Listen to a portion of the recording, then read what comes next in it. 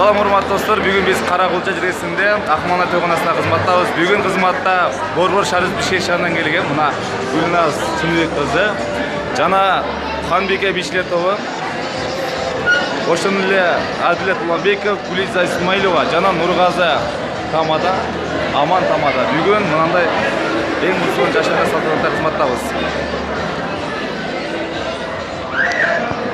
Ана кол титиреп кетти го.